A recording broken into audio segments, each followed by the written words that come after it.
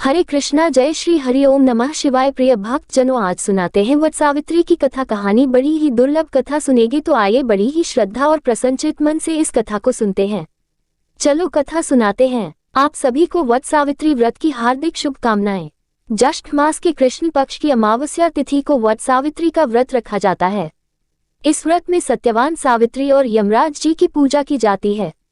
इस व्रत को रखने वाली सुहागन महिलाओं का सुहाग अटल होता है और पति पर आया हुआ संकट भी टल जाता है। ऐसी मान्यता है कि सती सावित्री ने इसी व्रत के प्रभाव से अपने मृत पति सत्यवान को धर्मराज जी से भी जीत लिया था, अर्थात उन्हें पुनर्जीवन दिलवाया था। इस व्रत के 3 दिन पहले एक लकड़ी के पाटे पर लाल कपड़ा बिछाकर प्रतीक रूप में शुद्ध मिट्टी से देवी सावित्री, सत्यवान और भैंस पर विराजमान यमराज जी की प्रतिमा बनाकर स्थापित की जाती है।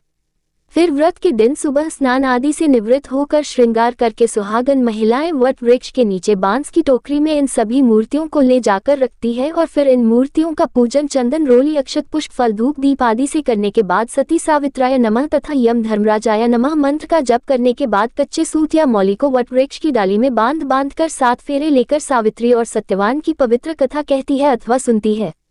तो आज की इस वीडियो में मैं आपको सुनाने जा रही हूँ सत्यवान और सावित्री की पौराणिक कथा।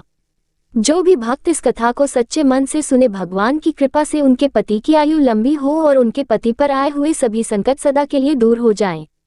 पौराणिक कथा के अनुसार प्राचीन समय में मध्य देश में शाकल वंशी अशुपति नाम के एक राजा हुआ करते थे। उनका कोई भी पुत्र नहीं था। तब ब्राह्मण के निर्देश पर वे पुत्र कामना से सभी कामनाओं को पूर्ण करने वाली सावित्री देवी अर्थात गायत्री देवी की आराधना करने लगे। कुछ समय के बाद उनकी आराधना से प्रसन्न होकर देवी सावित्री ने राजा को दर्शन दिए। देवी ने कहा, राजन, तुम मेरे नित्य भक्त हो, इसलिए मैं तुम्हें कन्या प्रदान करूंगी।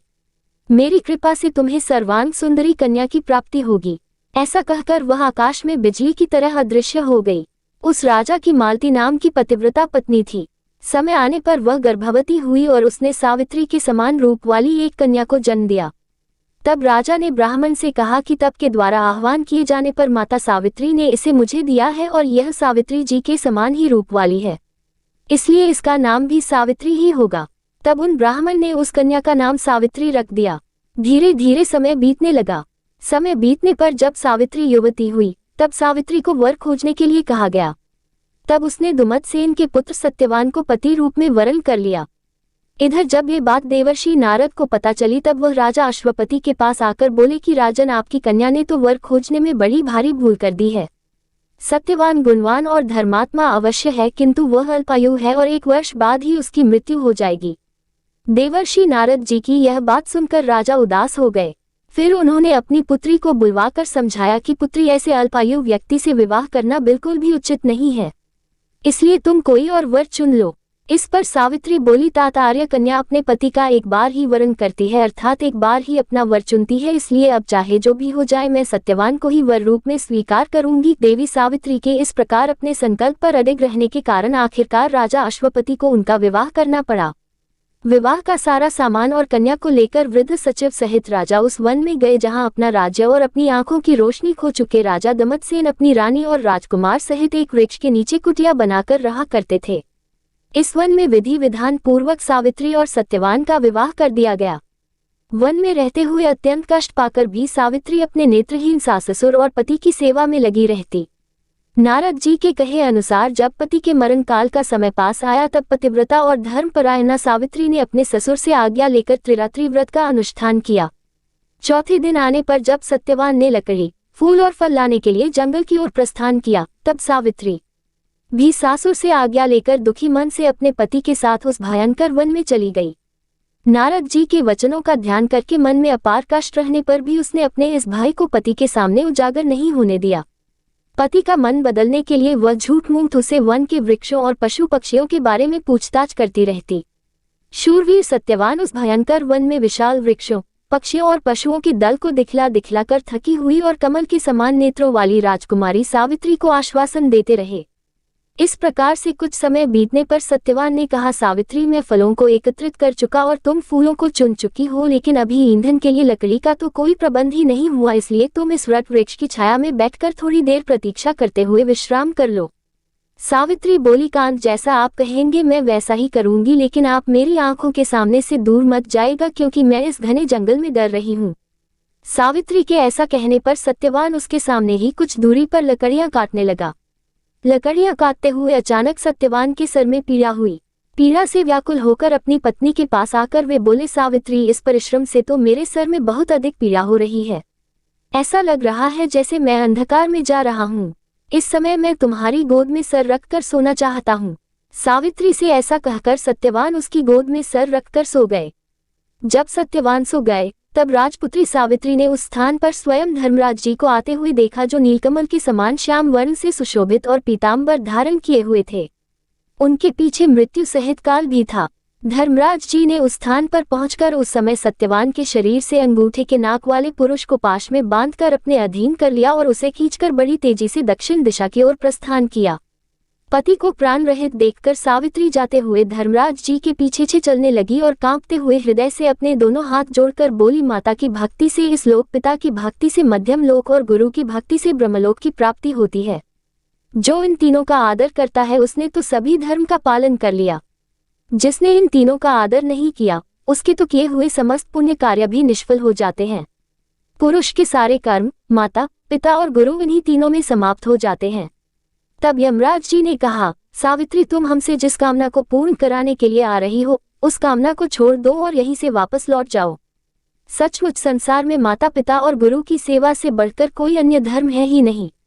तुम्हारा पति गुरुजनों की पूजा में निष्ठा रखने वाला है, किंतु तुम्हारा इस प्रकार से मेरे पीछे आना मेरे काम में बाधा डाल रहा है, इसलिए तुम लौट जाओ। लेकिन सावित्री बोली, ही धर्मराज जी, स्त्रियों का पति ही देवता होता है, पति ही उसको शरण देने वाला होता है, इसलिए साध्वी स्त्रियों को अपने पति का अनुगमन करना चाहिए।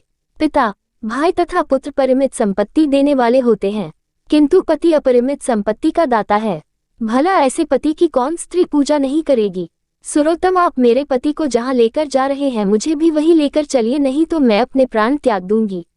तब यमराज जी ने कहा, हे पतिव्रता, मैं तुम पर बहुत प्रसन्न हूँ, इसलिए सत्यवान के प्राणों को छोड़कर तुम कोई और वरदान मांग लो और देर मत करो।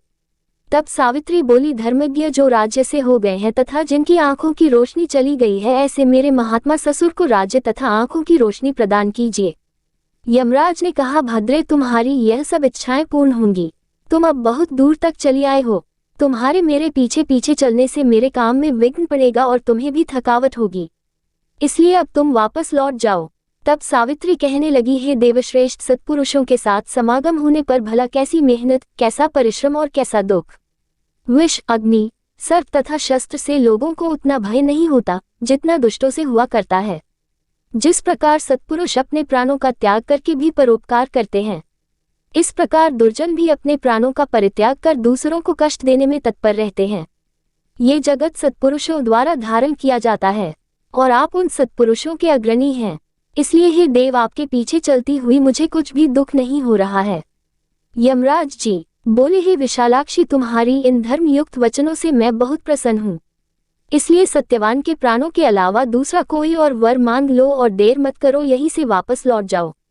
अब की बार सावित्री बोली, मैं सो सहोदर भाइयों की अभिलाषिनी हूँ, मेरे पिता पुत्रहीन हैं, इसलिए वे पुत्र लाभ से प्रसन्न हो। ये सुनकर यमराज ने सावित्री से कहा, सावित्री, तुम जैसे आए हो वैसे ही लौट जाओ और अपने पति के अंतिम क्रिया की व्यवस्था करो। अब ये दूसरे लोक में चला गया है, इसलिए तुम इसके पीछे नहीं चल सकती हो, क्योंकि तुम पतिव्रता हो, इसलिए 2 घड़ी तक और मेरे साथ चल सकती हो। भद्रे, सत्यवान ने गुरुजनों की सेवा करके महान पुण्य अर्जित किया है, इसलिए मैं स्वयं इसे लेकर जा रहा हूँ। सुंदरी विद्वान पुरुष को माता पिता और गुरु की सेवा में सदैव तत्पर रहना चाहिए, उनका कभी भी अपमान नहीं करना चाहिए। मनुष्य के जन्म के समय माता और पिता जो कष्ट सहन करते हैं उसका ऋण सैकड़ों वर्षों में भी नहीं चुकाया जा सकता, इसलिए मनुष्य को माता पिता तथा गुरु की सर्वदा प्रिय कार्य करना चाहिए, क्योंकि इन तीनों के संतुष्ट होने पर सभी तपस्या संपन्न हो जाती है। भद्रे, तुम्हारी कही सभी बातें पूर्ण होंगी, तुम्हारा काम पूरा हो गया, अब तुम लौट जाओ। जो तुम्हारा इस प्रकार से मेरे पीछे आने से मेरे कार्य में बाधा पड़ रही है और तुम्हें भी कष्ट हो रहा है, इसलिए मैं तुमसे बार बार ऐसा कह रहा हूँ। अब सावित्री कहने लगी, हे देवश्रेष्ठ, धर्मोपार्जन के कार्य में कैसी ग्लानि और कैसा कष्ट। देवज्ञानी व्यक्ति को सदैव धर्म उपार्जन करना चाहिए क्योंकि उसका लाभ सभी लाभों से विशेष महत्वपूर्ण है। प्राणी को चाहिए कि कहीं भी जाए पीछे अकेले धर्म ही जाता है। मित्र और भाई बंधु कोई साथ नहीं देता। इस संसार में और स्वर्ग में मनुष्य जितने भी प्रकार के उत्तम वस्तुओं और भोगों को प्राप्त करता है वह उनके पुण्य कर्मों का ही फल होता है। इसकी प्राप्ति के उपाय हैं यज्ञ, तप, दान, इंद्रिय निग्रह, क्षमाशीलता, ब्रह्मचर्य, सत्य, तीर्थ की यात्रा, सत्संग, सेवा, गुरुजनों की सेवा तथा ब्राह्मणों की पूजा। इसलिए विद्वान पुरुषों को सदा धर्म आचरण करना चाहिए क्योंकि मृत्यु इसकी प्रतीक्षा नहीं करती कि इसने अपना कार्य पूरा किया है या नहीं। प्राणी संसार में मृत्यु से सदैव भयभीत रहते हैं किंतु पुण्यवान सत्पुरुष सदैव निर्भय होकर जीते हैं। सावित्री की ऐसी बातों को सुनकर यमराज जी फिर बोले, विशालाक्षी, तुम्हारी इन धर्मयुक्त बातों से मैं बहुत संतुष्ट हूँ। इसलिए अब तुम सत्यवान के प्राणों के अलावा अन्य कोई और वर मांग लो और देर मत करो, वापस लौट जाओ। तो सावित्री कहने लगी, देव, अगर आप देना ही चाहते हैं तो मैं सत्यवान के 100 पुत्रों की मां बनना चाहती हूँ क्योंकि लोकों में पुत्रहीन की सद्गति नहीं होती। क्योंकि यमराज जी ने देखा कि सावित्री लगातार उनके पीछे चली आ रही है, इसलिए उन्होंने एक क्षण की भी देरी किए बिना कहा कि सावित्री, अब तुम शेष कामनाओं को छोड़कर वापस लौट जाओ और मैं तुम्हारी यह इच्छा अवश्य पूर्ण करूंगा। तब सावित्री ने कहा, धर्म अधर्म के विधान को भलीभांति जानने वाले देव, आप ही जगत के स्वामी हैं क्योंकि आप कर्मों के अनुरूप प्रजाओं का नियमन करते हैं, इसलिए यम नाम से पुकारे जाते हैं। क्योंकि आप धर्म पूर्वक सारी प्रजा को आनंदित करते हैं इसलिए लोग आपको धर्मराज नाम से पुकारते हैं। मरने पर लोग अपने सत असत दोनों प्रकार के कर्मों को आगे रखकर आपके पास जाते हैं, इसलिए आप मृत्यु कहलाते हैं। सभी प्राणियों के क्षण, काल आदि से समय की आप गणना करते रहते हैं, इसलिए तत्वदर्शी लोग आपको काल नाम से पुकारते हैं। देवताओं में श्रेष्ठ ही धर्मराज जी, आपकी शरण में आई हुई मुझ दुखिया की रक्षा कीजिए और अभी अभी आपने मुझे सत्यवान के 100 पुत्रों की मां होने का आशीर्वाद प्रदान किया है और आप मेरे पति को लेकर जा रहे हैं। मैं पतिव्रता स्त्री हूँ, ऐसे में मैं अपने पति के बिना 100 पुत्रों की मां कैसे बन सकती हूँ। तब यमराज जी बोले, हे धर्मज्ञ, मैं तुम्हारी स्तुति और भक्ति से संतुष्ट होकर मैंने तुम्हारे पति सत्यवान को मुक्त कर दिया है। अब तुम सफल मनोरथ होकर वापस लौट जाओ। ये सत्यवान तुम्हारे साथ 500 वर्षों तक राज्य सुख भोग कर अंतकाल में स्वर्ग लोक जाएगा और सत्यवान तुम्हारे गर्भ से 100 पुत्रों को भी उत्पन्न करेगा। वे सब के सब देवताओं के समान तेजस्वी और क्षत्रिय राजा होंगे। ऐसा कहकर यमराज जी सत्यवान को छोड़कर काल तथा मृत्यु के साथ वहीं अदृश्य हो गए। इसके बाद पतिव्रता सावित्री वहां से जिस मार्ग से गई थी उसी मार्ग से लौटकर उस स्थान पर आए जहां सत्यवान का मृत शरीर पड़ा हुआ था। तब सावित्री पति के नजदीक जाकर उनके सिर को अपनी गोद में रखकर पहले की तरह बैठ गई। उस समय सूर्यदेव अस्ताचल को जा रहे थे, अर्थात अस्त हो रहे थे। थोड़ी देर में सत्यवान ने अपनी आंखें खोली और उठकर बैठ गए। सत्यवान ने सावित्री से कहा, वो पुरुष कहाँ चला गया जो मुझे खींच कर लिए जा रहा था? यहाँ सोते सोते तो मेरा पूरा दिन बीत गया। तुमने भी पूरे दिन से कुछ खाया नहीं और वहाँ आश्रम में मेरे माता पिता को भी मेरे कारण दुख भोगना पड़ा। सावित्री, मैं उन्हें देखना चाहता हूँ, चलो जल्दी चलो। तब सावित्री बोली, स्वामी, सूर्य तो अस्त हो गए, चलिए अब हम आश्रम को लौट चलें। मैं वही सारी घटना विस्तार पूर्वक आपको बताऊंगी। ऐसा कहकर सावित्री अपने पति के साथ आश्रम में जा पहुंची। इसी समय पत्नी सहित दमत्सेन राजा को नेत्र ज्योति प्राप्त हो गई। वे दोनों अपने पुत्र और पुत्रवधू को वापस आया देखकर बहुत प्रसन्न हुए। सावित्री और सत्यवान ने सहपत्नी क्षत्रिय श्रेष्ठ राजा दमत्सेन को प्रणाम किया। पिता ने अपने पुत्र को गले लगा लिया। उसी समय आनंदित सावित्री ने जैसी घटना घटित हुई थी उसका वर्णन किया और इस रात को अपने व्रत को भी समाप्त किया। अगले दिन प्रातःकाल राजा की सारी प्रजा सेना सहित ढोल नगाड़े बजाते हुए राजा को पुनः राज्य प्रदान करने के लिए निमंत्रण देने आए और यह सूचना दी कि राजन नेत्रहीन होने के कारण जिस राजा ने आपके राज्य को छीन लिया था वे राजा मंत्रियों द्वारा मार डाला गया है। अब आप ही राजा हैं। ये सुनकर राजा दमसेन सेना के सहित वहां गए और धर्मराज की कृपा से पुनः अपने राज्य को प्राप्त कर लिया और समय आने पर सावित्री 100 पुत्रों की मां भी बनी। इस प्रकार पतिव्रता सावित्री ने अपने पितृपक्ष और पति पक्ष दोनों का उद्धार किया और मृत्यु के पास में बंधे हुए अपने पति को भी मुक्त कराया।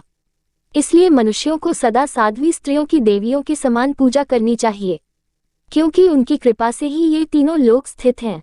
जो भी भक्त सत्यवान सावित्री की इस कथा को नित्य सुनता है वह सभी प्रयोजनों में सफलता प्राप्त करके सुख का अनुभव करता है, कभी भी दुख का भागी नहीं होता और जो भी सुहागन महिला इस कथा को प्रेम पूर्वक सुनती है, उसके पति पर आया हुआ संकट काल टल जाता है और उसके पति की दीर्घायु होती है।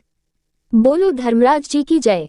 आइए अब जानते हैं साल 2025 में वट सावित्री व्रत की तिथि और शुभ मुहूर्त के बारे में। इस बार साल 2025 में अमावस्या की तिथि 2 दिन रहने के कारण वट सावित्री व्रत रखने को लेकर संदेह बना हुआ है। ज्येष्ठ अमावस्या की तिथि प्रारंभ होगी 26 मई दिन सोमवार को दोपहर 12:13 पर और अमावस्या तिथि की समाप्ति होगी 27 मई मंगलवार की सुबह 8:31 पर। सोमवार को पूरा दिन ही अमावस्या की तिथि रहेगी, इसलिए इस बार पंचांग के अनुसार 26 मई दिन सोमवार को वट सावित्री व्रत रहेगा और अमावस्या का व्रत भी इसी दिन रखा जाएगा। वहीं 27 मई दिन मंगलवार को स्नान और दान की अमावस्या रहेगी। वट सावित्री व्रत की पूजा का प्रातः काल पूजा मुहूर्त होगा। सुबह 4:24 से सुबह 5:25 तक साय पूजा का मुहूर्त होगा। शाम 7:11 से शाम 8:13 पर दोपहर में भी वट सावित्री व्रत की पूजा की जाती है। दोपहर की पूजा का शुभ मुहूर्त होगा दोपहर 2:36 से दोपहर 3:31 तक और गोधूली मुहूर्त होगा शाम 7:10 से शाम 7:31 तक। 26 मई सोमवार को इस बार भरणी नक्षत्र सुबह 8:23 तक रहेगा और बाद में कृतिका नक्षत्र प्रारंभ हो जाएगा। इसके अलावा सुबह 7:02 तक शोभन योग भी रहेगा। तो इन शुभ योगों के साथ इस बार वट सावित्री व्रत रहेगा और व्रत का पारण वाले दिन यानी 27 मई मंगलवार को ब्रह्म मुहूर्त होगा सुबह 4:09 से सुबह 4:57 तक। सूर्योदय होगा सुबह 5:45 पर, सूर्यास्त होगा शाम 7:02 पर। सुकर्मा योग रात 10:54 तक रहेगा और 27 मई मंगलवार को प्रातः काल पूजा मुहूर्त होगा सुबह 4:24 से सुबह 5:25 तक और इस दिन राहु काल का अशुभ समय रहेगा दोपहर 3 बजे से दोपहर 4:30 बजे तक। वट सावित्री का व्रत रखने वाली महिलाओं को व्रत का पारण करना होगा 27 मई मंगलवार को सुबह 5:45 से शाम 7:55 के बीच में। ये वीडियो अगर पसंद आए हो तो वीडियो को लाइक जरूर करें और हमारे हिंदी स्टोरी चैनल को भी सब्सक्राइब कीजिएगा और कमेंट में सत्यवान सावित्री की जय भी जरूर लिखिएगा। करें धन्यवाद।